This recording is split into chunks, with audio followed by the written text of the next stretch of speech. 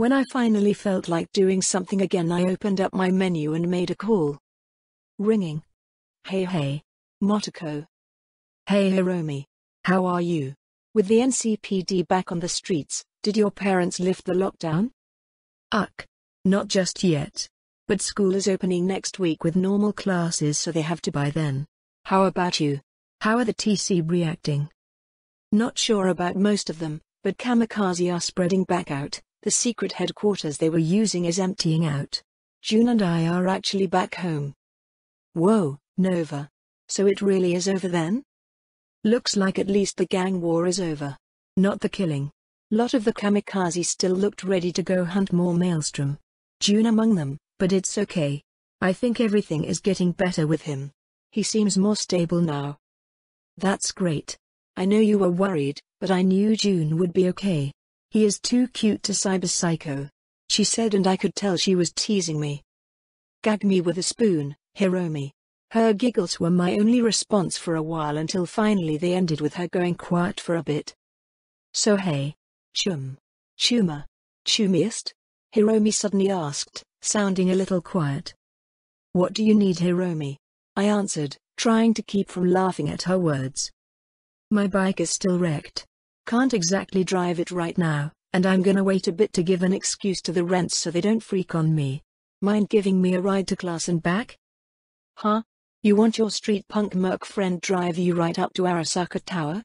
I'm down, I answered after a pause, making her laugh back at me. Thanks, Chum. Just for a day or two? I can tell my parents I crashed after that, and get my bike fixed up. No worries. I'll act as a chauffeur. Will Milady need anything dry cleaned as well? Or perhaps someone assassinated? I asked, trying to sound as snooty as I could, which caused Hiromi to break into giggles. You're such a gonk. Speaking of damaged vehicles though, I should probably take my Quadra into the shop. Wait, what? Why? What happened? Didn't I tell you? That night I hit the Maelstrom, the damn gonk sideswiped me. Oh, that's right. Is the damage bad? I know you were pretty pissed about it. It's not terrible, the car is armored, paint and dents mostly, I'll just need TI stopped. Wait. Fucking hold on a second. I could fix it. Mechanic work was well within the bounds of all the knowledge dumps I had been getting from the system. Toko? Hello? I'm here. I just realized I actually do know how to fix it. I think I'll go fix up my car. It'll be a nice little grind session, I said without thinking. Grind? Why would you need to grind your car? Oh. No, grind like doing a task and keeping at it until it's done, I added, making up an excuse. Thank you slang being so common in Night City. Alright. Let me know how it goes. Do you think you could fix my bike? I mean, probably. I'll have to look it over, but I can do that for my Chum. Plus, if I could repair it, that means more grinding. Motoko, you're a genius. Preem. If I don't have to make an excuse for my rents, that would be best. They are fully up my ass still. How has it been out there? Is it better? People are everywhere. More than usual. All the people that were hiding are out on the streets now. The TC knew the NCPD were coming and hid away, and so Maelstrom got hit hard. They are making peace even. Wait. Maelstrom and Tiger Claws are making peace? Why didn't you tell me? I just did though. Motoko. Sorry. I didn't think about it. Yeah, the kamikaze leader told everyone. Apparently there is going to be an end to the TC Strom war. At least officially. Wow. That's huge. I actually should let my rents know. That might be useful to them. Listen, call me later? If not, see you Monday? Sure. Chat with me later, Hiromi.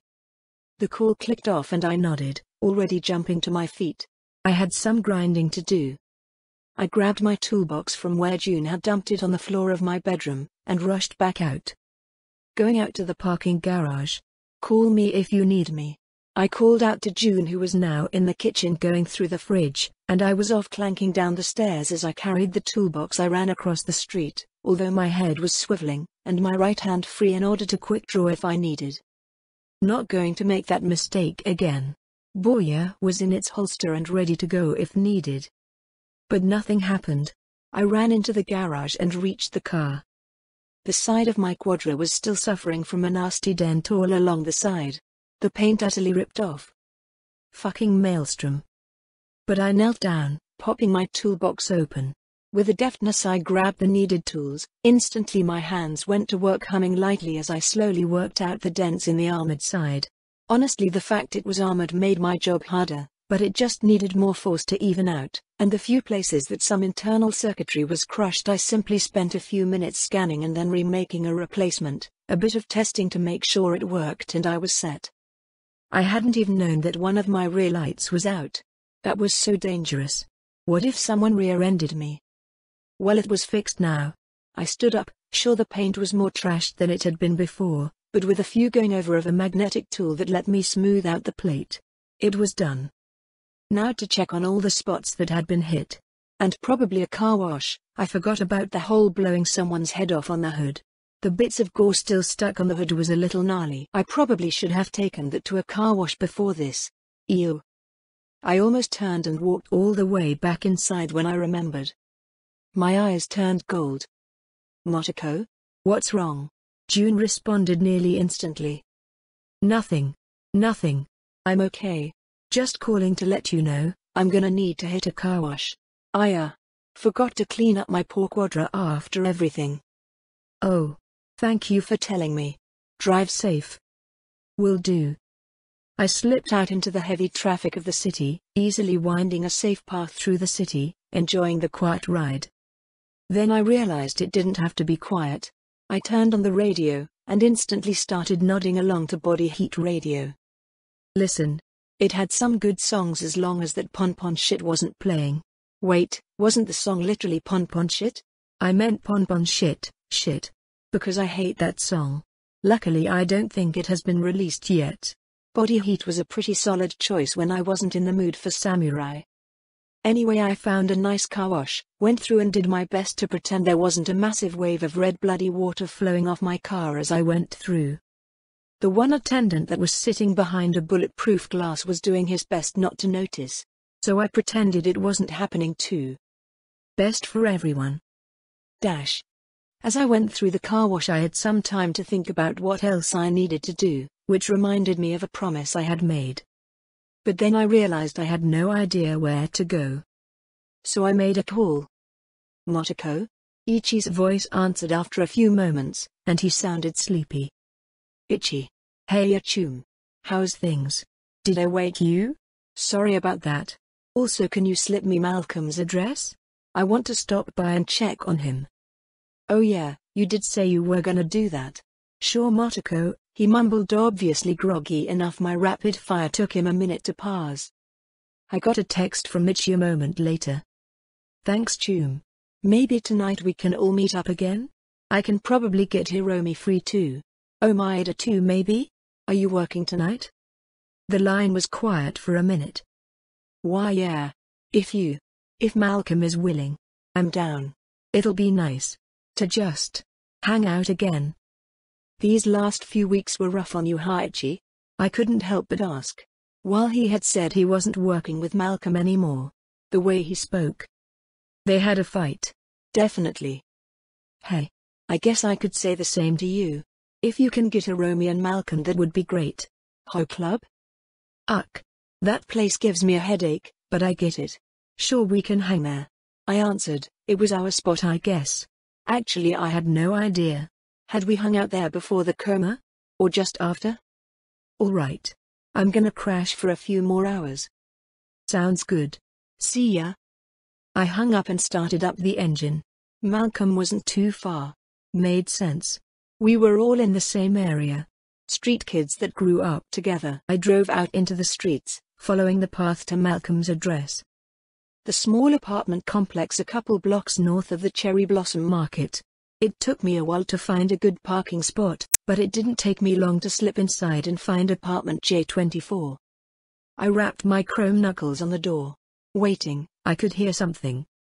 The door was suddenly pulled open. A large man with a tired expression and holding a tactician in his arms was there. Whatever he was trying to say was cut off mid-sentence when he noticed me. We are. Oh. Hello? Hello. I'm Motoko, is Malcolm in? I chirped, trying to look cute and innocent. Despite being fully armed. Yeah. 1 second. He turned away from the door. Malcolm, he yelled, and I could hear a yelp and a bit of cursing. What? Door. The man yelled back, and I was laughing a bit at how normal it seemed. Doesn't matter if it's the 2000s or 2070s, parents and teenagers really don't change. I heard a bit of grumbling as things were knocked around before Malcolm suddenly jogged into view. A beady wreath around his neck. He was about to yell at his pops when he noticed me. Motoko? Hey Malcolm. I waved a bit, and Malcolm's father looked from me to his son. Well, don't be a gonk, invite the girl in. The old man rumbled before walking into the house. Dad. It's not like that. I just laughed. His dad seemed pretty happy, so I guess Malcolm wasn't bringing cute girls home very often. Motoko? What are you doing here? Stuff got crazy, you know? With everything. I figured it was a good idea to see all the tombs. How you doing, Malcolm? I asked, and my question seemed to really confuse him for a minute. I'm all right. I'm glad. I nodded to myself for a few moments, the silence between us lengthening. Moron. Invite the girl in. The loud call from behind Malcolm caused him to jump before he turned back inside. Dad. Shut up. Malcolm instantly called back, but after a moment he sighed. Want to come in? Sure. I chirped, following Malcolm inside his apartment. We ended up settled on his couch, where he had obviously just been watching a BD. Anything good? I prompted, miming towards my neck. Wha? Oh. The wreath. Yeah, some neat stuff. I haven't had much of a taste for intense BDs since. Everything. Itchy told me a bit about what happened. I mean, course Itchy couldn't keep his trap shut. Malcolm grumbled. It's not like that. I asked. You okay? Fine, he said, indicating he was anything but fine. What happened to you? New chrome? He asked, indicating my forearms. They were obviously no longer flesh. I got kidnapped by the Maelstrom, and they cut my arms off. I answered, and then I sighed. It was kind of a thing. Fuck, he said, face going a little pale at my casual reveal. Yeah, I agreed with him as he shifted a bit, from being hunched over and defensive. You okay? Surprisingly, I'm doing pretty good. I tried to pretend I was fine at first. But all it did was make me angry. So I focused on that, and yeah, I'm doing better. It still sucks. I answered with a shrug. What about you? Better than that. I still got all my meat. Don't need to compare bad things, Choom. Serious. Talk to me. Malcolm went quiet for a while, playing with the wreath, which he slowly took off from around his neck and placed on the table. Not much to say. Sam was cool. Older kid. Like Itchy, well liked by the claws. We got some fire from some random Maelstrom gonk. I just remember being terrified. I was in the back of the truck with Sam, Itchy up front, driving away as fast as we can, and suddenly, bullet holes through the sides of the truck. I screamed, and when it was over, Sam was dying. Nothing I could do. Malcolm's eyes were growing wet by the end of his story. Ever had someone you know flatline like that? I asked, as Malcolm had grown silent at the end. No. It scared me, Motoko. Not something you have to deal with. He grumbled, wiping his eyes. I get scared too, Malcolm, I said as gently as I could. Motoko. I've seen you after you flatlined a Scav Den Solo. You don't have a scared bone in your body. Not true. Not true at all, I mumbled towards the end. I just wasn't afraid of the same things everyone else was. How could I? I had already died once. Once you know what's on the other side, how can you be afraid? But I was afraid of things still. Just not death. Listen. I want all of us to get together tonight. You, Ichi, Hiromi, Omaida if he wants. All of us at the club. A lot has happened. But we are still chums. We still ran together. Please come? Malcolm looked up, our eyes met, and we sat for a while as he thought. Sure. I smiled and threw out a fist, which unfortunately took a moment for him to get before he scoffed and bumped my fist. You are so weird. I pouted at him, and we both got a chuckle at that. Malcolm and I hung out for a while, just kind of getting to know each other. He was more low-key than he ever had been before, but at the same time as we talked, I started seeing that same energy that he had before. I guess he just needed a friend. I guess we all did. So can Hiromi come? I asked Hiromi's mother, who had answered the door. The corpo woman was looking at me like I was some crazy person coming up to the door to borrow sugar or something weird. I guess I probably shouldn't have opened with "Can Hiromi come out to play?" Fucking brain. Why do you do this to me? The woman finally spoke, interrupting my silent meltdown. You want to take Hiromi to that club, went to with all of her other street friends? Yeah. Now that the NCPD is back, and it's safer. We all went through a lot. Hiromi too. So I figured it would be nice to have all of us gather back up again. A reunion. A chance to be with our chums. The streets are still dangerous. Nothing will touch her, I said suddenly, feeling cold flowing through me. I'll kill anyone stupid enough to think they can even make the attempt. I promised. Motoko. Hiromi called out suddenly as she ran past her mom and jumped me in a hug. Hiromi. I cheered back as we hugged for a moment. Save me. I'm bored.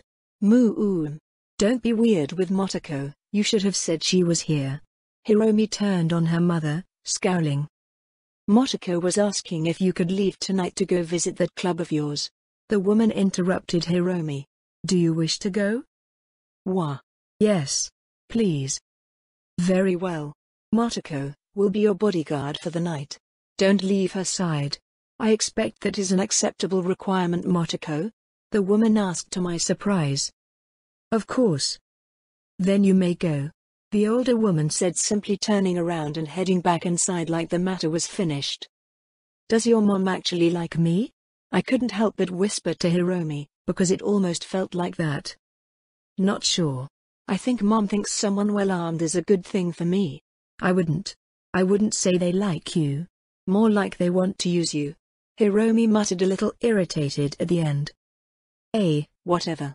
Let's go. I urged her on, and Hiromi actually smiled as she grabbed me and pulled me inside. She needed to get ready to head outside. As she was in the bathroom doing her hair a bit, although not into her usual mohawk, I remembered I had something. Oh Hiromi. I have the BDs from my gigs. I'll leave them here on your desk. Wah. She called out as she poked her head through the bathroom bead curtain. Stupid bead curtain. You got them. I want to see. Right now. We don't have time. I told her.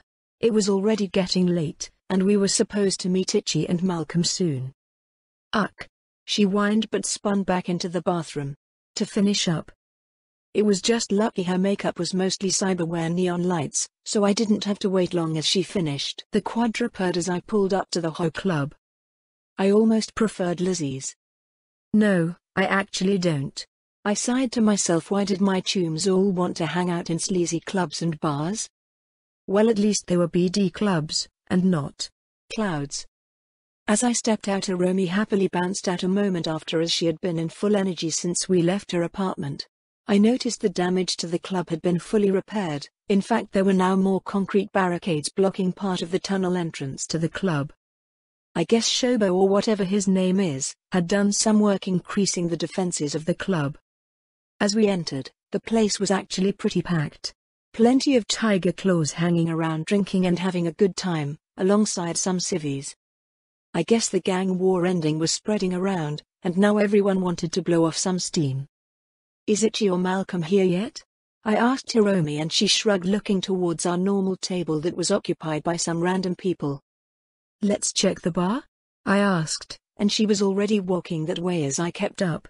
The bartender nodded to the two of us, ready to take our orders. No one cared about serving alcohol to minors in Night City. Especially not a gang hangout like this. Hey, we're looking for Ichi. Has he come in yet? I asked the bartender, but got a shaken head. Haven't seen him, girls. You want something to drink? Yes. Hiromi instantly jumped and started ordering something extremely alcoholic. I just ordered something fizzy. I'll text him. I tell her as she is already happily watching her drink be made. At ho. Then since I didn't get an immediate response, I settled into the stool at the bar besides Hiromi, who was already happily chattering with a few of the tiger claws sitting at the bar. Hiromi is gonna Hiromi, I guess. A few minutes later I got an update from Ichi. Ichi, running a little late. Malcolm and I had it out a bit. Be there soon. I blinked. Ichi says he'll be here soon. I told Hiromi, who turned away from the tiger claw guy she was chattering at that was visibly getting irritated at her chatter. Preem. About time, we've been here forever already, Toko. Hiromi whined at me, and she purposefully made her voice annoying as she leaned into me. And that I guess was just enough. The tiger claw sitting beside Hiromi that she had been annoying for the last few minutes pounded a fist into the table. Will you shut the fuck up, you punk? You've been blabbering away. Fucking punk brats thinking they are hard shit ruining my buzz, he snapped, rising up. His buddy on his other side was also standing up. Which is when I slipped past Hiromi, stepping in front of her. I didn't say anything, just making sure that I was between Hiromi and this gonk. Hey, fuck off yourself then, you gonk. Hiromi instantly replied. I guess her previous scare wasn't affecting her at the moment. Made sense. This was our club too. She had been going here for a while. While she and the gonk got into it, I stayed between them. My increased vision took it all in. The two gonks, the tiger claws and the club all looking quite ready to jump into a fight. I noticed a few of the old-timers, the ones that had been coming here before the war, look over, and look like they were going to get involved, only to sit down as the emotions of the club turned against us. This wasn't the same club Hiromi and I were used to. The tiger claws were more on edge. I guess the war hadn't been easy on them. It wasn't just Hiromi that was getting looked at angrily. Hiromi wasn't as decked out as she usually was, a lot of her TC gear left at home. She was almost dressing down from her usual. But I wasn't wearing anything that marked me as Tiger Claw. I didn't even have my katana on me. This could get dicey. Diplomacy, or shock and awe? I considered my options. Even as Hiromi kept barking back at the guy, obviously getting pissed at how he was acting like she was an outsider.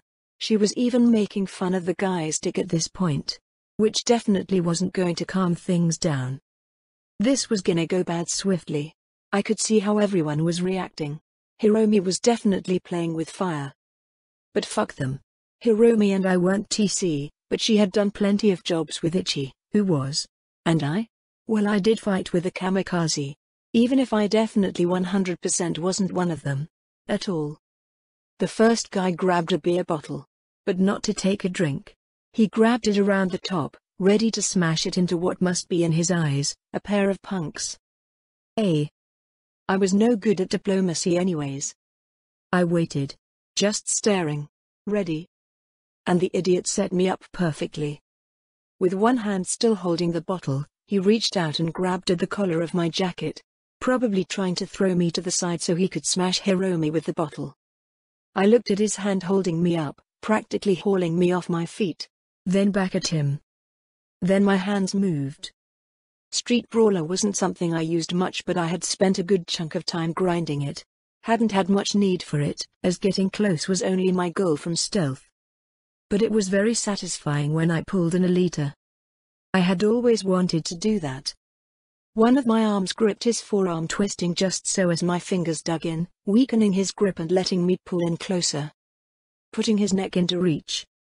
My grip was instant and unrelenting, and then since I now had him by 2 points, it was child's play to shift him. I might not be very heavy, but my chrome arms gave me plenty of torque. The bar rocked as I went ahead and doinked his head off the bar. Which unfortunately didn't break, the noise echoed through the bar.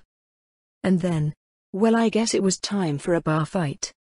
His body swung at me, but I was a master of improvised weapons. I stole the beer bottle his buddy had been holding, and ducked his fist. A moment later he had a bottle smash into his face.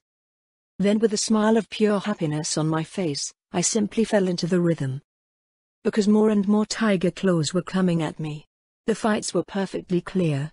My emotions, despite raging inside, kept completely in check with cold blood. Not that I wasn't utterly enjoying myself. I always wanted to be in a bar fight. but I didn't make it unscathed. A chair was smashed into me. I took a few punches from a martial artist claw. Some crazy gonk smashed a bottle into my arms which peppered me with little bits of glass. But as much as they gave, I returned. Chair gonk was smashed in the face with a flying bottle that I stole from Hiromi as she was standing on the bar cursing everyone one out, and to my utter delight was double fisting her middle fingers to the entire room. Stirring up shit in the middle of an outnumbered bar fight? That was my crazy bitch all right. Martial artist fucker knew how to fight, and he was even better than me. His longer arms and legs also helped. But he managed to slip in and started beating on me. Cold blood fully active was the only reason I wasn't crying out in pain as he managed to slam a few good fists into my face. But a martial artist wasn't always a good street brawler. So when I grabbed a stool, I threw off his assault, and then it was my turn. "I don't want no trouble," I yelled out happily, purposefully playing up the Chinese accent, and not sounding at all like that was true. While screaming that out, I used the stool to keep catching his fists until I managed to tangle him up just right and smash the flat rim into his nose, sending him to the ground. Bottle guy got his neck grabbed after smashing the bottle on my arms, because he got too close and a flying knee broke his face.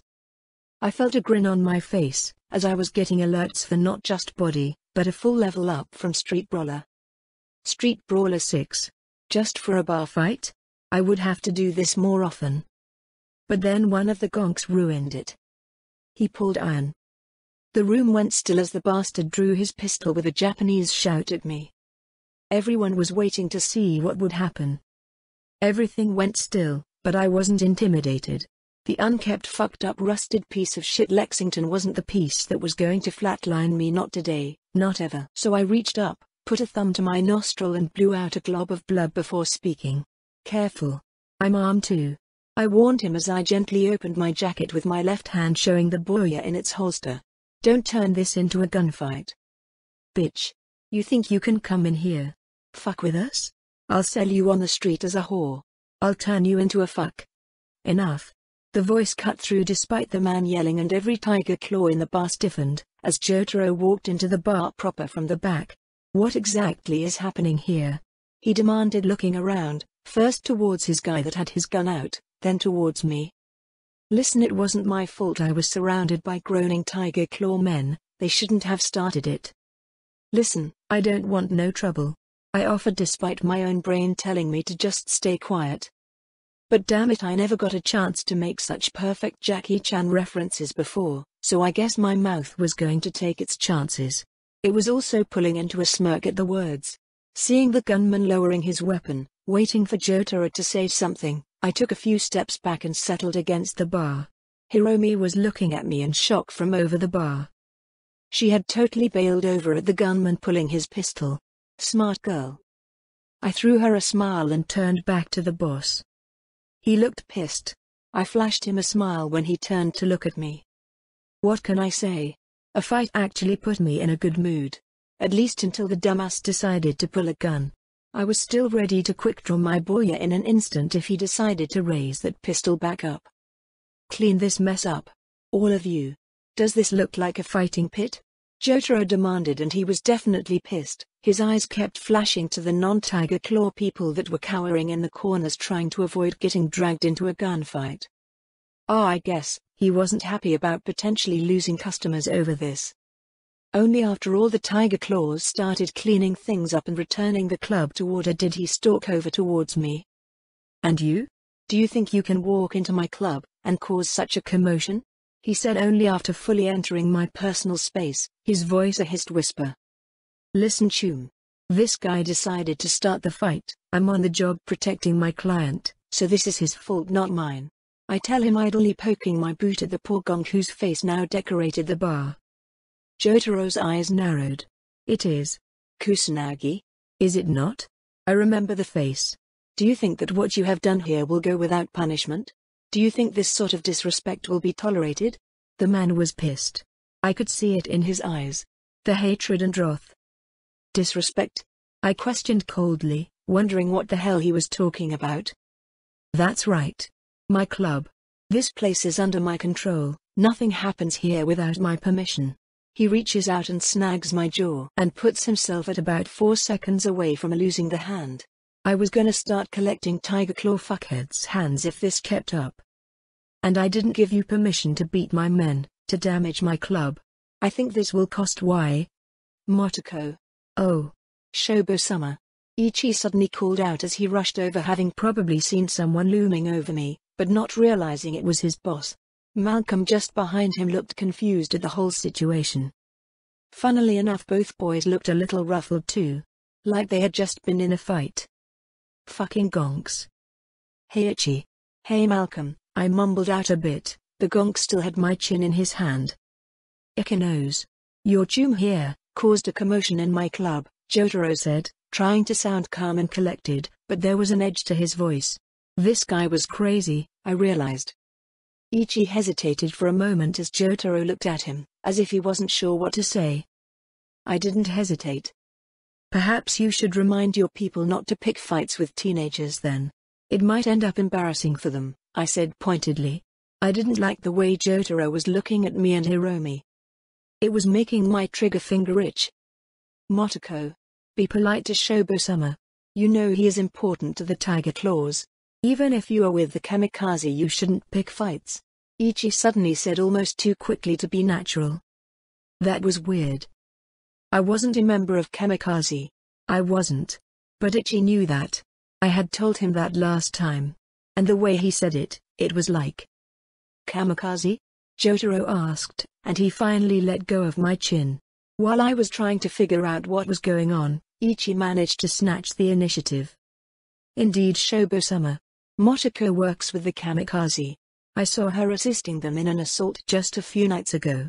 Her brother Jun is also a member. You may have heard of him. They have started calling him the Oni? Ichi offered loudly, something about the way he was talking. Stupid name. I muttered, my mouth is always free to do as it liked, as I thought. But Jotaro must have heard the name, because suddenly he was standing up straight, and acting affable. I see, I see. Then this isn't just someone causing trouble, but an honored member of the kamikaze. I see. I will ensure my men learn not to pick fights with our honored warriors, he said, chuckling fakely. He wasn't happy though. His eyes never stopped glaring at me, even as he started calling out to everyone to clean everything up, in his own words. The show is over.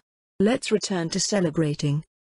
Ichi hovered beside me as I kept my eyes on the man, who was walking around a bit, settling things back to normal.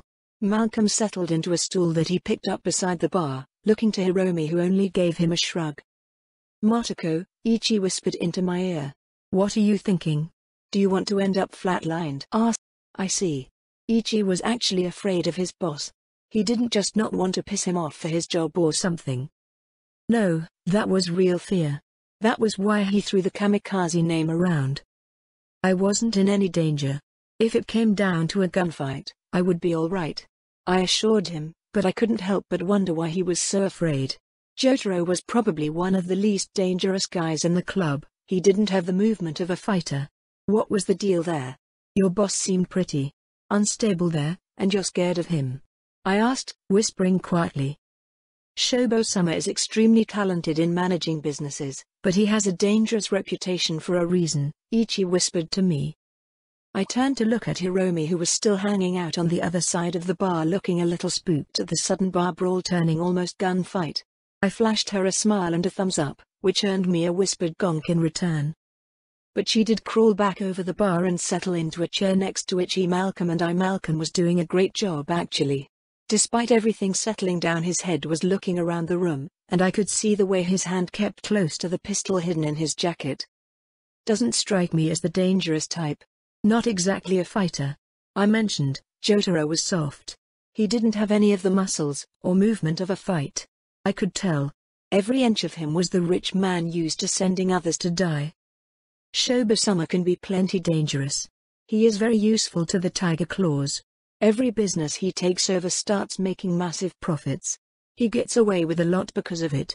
Ichi answered before he sighed and took a seat at the bar, flicking a finger at the bartender, who obviously recognized him. The bartender had returned now that everything had calmed down. The moment the fight started, he had rushed for the back. Smart guy. He dropped off a bottle of beer for Ichi, and then started passing a few more to Hiromi and Malcolm. I refused one that he offered me, and instead just ordered another fizzy drink. My first one was laying on the floor. Hiromi kind of fussed over me, trying to put a wet cloth up to my nose that had been bleeding a bit, but I was waving her away. I'd be fine with a shower and a nap. But then the four of us all sort of become aware of each other. It's been a while since we have all been together, I mentioned, with a chuckle, and my declaration had the whole group sort of relax. Yeah, no shit. To the four of us. Hiromi offered, instantly raising up her bottle, which the boys hesitated, but it was with a resigned air that they brought their bottles up. Mike clinked among them. It's been a hell of a time for all of us. I started realizing what we all needed. Did you know I got my arms chopped off? It sucked. How about you, Hiromi? I immediately pinned the next target for sharing. It took her a moment as she was mid-swig, making her choke a bit as I threw the attention at her. Wha? Motoko. Come on, Chum. Share. You'll feel better after. We've all been through some real shit. What? Motoko, nothing happened to me. Come on, Hiromi. You that told me. How long have we all been friends? I mean, I only remember so much, but we are all chums.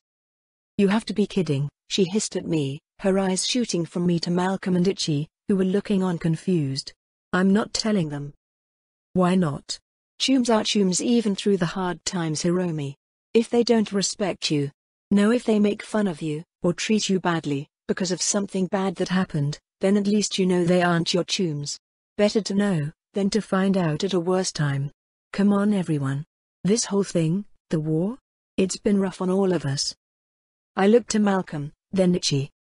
When I got chipped with these arms, I went totally crazy. All I wanted to do was kill Maelstrom. I was so angry, and hurt, and all I could think about was taking out that pain on the ones that hurt me. But I don't live for them. I live for me. To have good days. To have bad days. But they are mine. I opened my mouth, but I didn't have anything else to share. I just wanted to share with my friends. Fine. Fucking gonk with your stupid smile. Hiromi almost roared, drawing some attention, but we were far enough away from everyone that no one could overhear as she slammed back the last of the beer, chugging it down. I ran out one night. My rent's been keeping me locked up, but I went out anyways to prove how hard I was. I ended up crashing my bike, practically pissing my pants, and hiding in the trash. I wasn't even the one being shot at. But I realized I'm just a poser. Motoko. She already told me to just be me. So there. I'm not brave enough to run out there when shit gets real. She immediately looked like she wanted to take another swig of beer, but she was empty. I let everyone process what she said. Then before anyone could say anything, I elbowed Ichi. He looked to me. Then over my shoulder. To Malcolm. I ran trucks. It sucked. People died. I caused people to die, because I wasn't fast enough, or smart enough. It made me cold. Because if I cared, then I wouldn't be able to keep doing it. I ended up causing a fight with my best chum because I was scared and angry, and lashing out, and I couldn't be there for him when he needed me. I'm sorry, Malcolm. What I said. Really. I wish I had been there for you, chum. Malcolm had an utterly hilarious expression on his face as it looked like he was holding back tears. I went out with my best chum. We were gonna make eddies, prove our rep. But shit got real. Getting shot at? That ain't something anyone is ready for. A guy that was guiding us got flatlined. Died in my arms. I tried to get my chum to go to the hospital, to a ripper. But he was already dead, and... Ichi, you were right. He was already dead. I knew that.